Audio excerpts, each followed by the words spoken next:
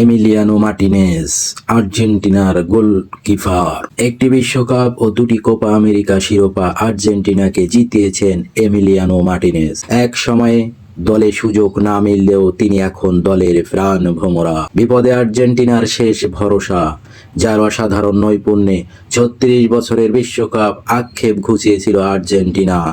অর্জনে পূর্ণতা পেয়েছে মেসির ঝুলিও। আর্জেন্টিনাকে একের পর এক শিরোপা জিতানো এই গোলকিপার কতদিন আগেই 32-এ পা দিয়েছিলেন।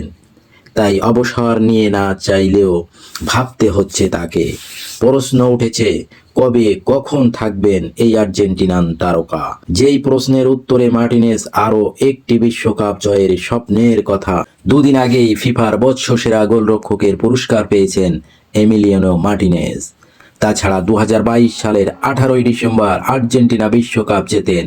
তাই 18ই ডিসেম্বর উপলক্ষে আর্জেন্টিনা ফুটবল অ্যাসোসিয়েশন AFF তাদের AFA অস্তীয় একটি ভিডিও প্রকাশ করেছে, যা দেখা যাচ্ছে AFO এস্তোদিও ইউটিউব চ্যানেলে, যেখানে 2026 বিশ্বকাপ জয়ের স্বপ্নের কথা জানিয়েছেন মার্টিনেজ।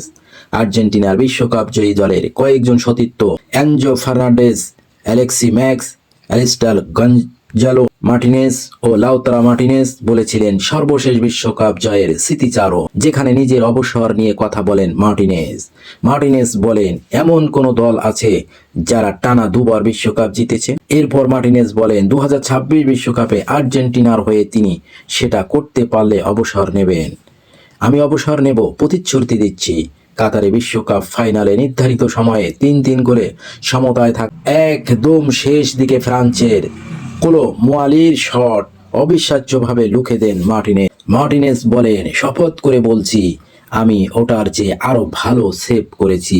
ওটার ক্ষেত্রে আমি চোখ বন্ধ করে মনে মনে বলেছিলাম, আমার মাথাটা উড়িয়ে দাও।